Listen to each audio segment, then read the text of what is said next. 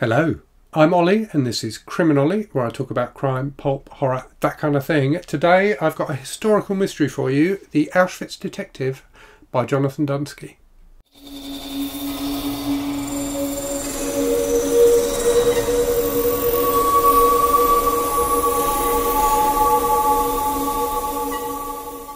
So this is a book that Jonathan, the author, sent to me a while ago for review, and it took me a long time to get to it, but I'm really glad I finally did because I thought it was a very good book. And it's the kind of book I really like, in that it is at heart, it's it's an enjoyable mystery novel. It's a piece of entertainment, which sounds like a terrible thing to say for a book about Auschwitz, but it's true. It's a thrilling and engaging book. But it's got that extra element as well. It's got it's got something powerful built into it because of the subject matter and the setting of the book. And I think it's a difficult thing to do for an author to juggle those two things. So to write a book that's about a subject as appalling and important as the Holocaust, but also to make it an enjoyable and engaging and thrilling book to read, and Jonathan, I think, manages to do that with this book, and that's no mean feat. So it's from a series of books about an Israeli detective called Adam Lapid. I think the rest of the books are set in Israel in the 50s and are kind of mystery novels, and I'm really looking forward to reading those. Jonathan sent me the first one in the series as well, so looking forward to that. This is like a kind of prequel to the series, I think, in terms of the publishing dates. It's like the 5th or 6th book, but chronologically it's the first. So it concerns this guy, Adam Lapid. He and his family, and I think he's a Hungarian Jew. He and his family have been captured by the Nazis and imprisoned in Auschwitz. The rest of his family have died, and he is now trying to survive daily life in a concentration camp, which clearly is just an unimaginably horrible situation to be in. It's set towards the end of the Second World War, so set in 1944, and that in no small part is why the hero Adam manages to survive, because we are getting towards the end of the Second World War. And funnily enough, I read another book recently by Primo Levi, his memoirs of being in Auschwitz, and like the character in this, he was imprisoned in Auschwitz towards the end of the war, and that's why he managed to survive. It's purely a matter of timing rather than anything else, and that really is that the horror of the Holocaust and what happened is that it was just so arbitrary in terms of who survived and who didn't.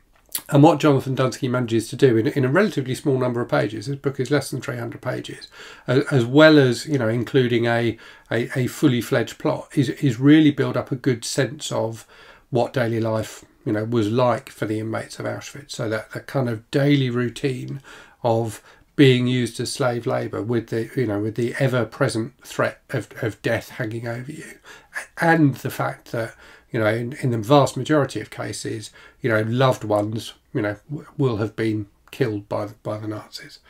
So that depiction of life in such horrible circumstances is really, really powerful. And there are a number of kind of smaller characters in the book aside from Adam. We see what happens to them, and Jonathan Dunsky really builds up a good sense of life and indeed death in Auschwitz. So that side of the book is really, really powerful. But what he also manages to do is weave in this really interesting mystery plot. And part of what he does in terms of that depiction of everyday life is give you a sense of the kind of societal structure, if you like, among the inmates. And in particular, there's this one character who's been given power by the Nazis to, he's an inmate, but he's got power to organise the other inmates, and gets perks and things like that as a result. And it's him that contacts Adam Lapid, and basically threatens Adam Lapid and forces him to investigate this death. So several of the characters opine on the fact that investigating a death in Auschwitz, where death is an everyday occurrence, is a strange thing to do, and that's part of the mystery. Is why this guy wants this particular death investigated, and the mystery is really well done. So the investigation is feels credible and interesting and gripping. There's some really fantastic scenes. There's one scene which was enormously powerful where Adam needs to get information from this other inmate, and this other inmate is being driven completely insane by what he's going through, and believes that he is at a banquet basically. So Adam has to pretend to be part of this banquet and to enjoy the food at this banquet, whilst he himself is literally starving, in order to get information from this other character. And I thought for me that was a really standout scene in terms of blending the two halves of the book, blending that depiction of the horror of the concentration camps with the mystery elements of the book.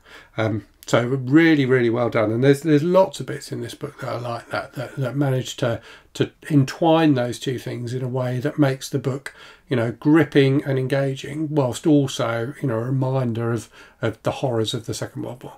So I thought this was an interesting, gripping, engaging, very moving crime novel.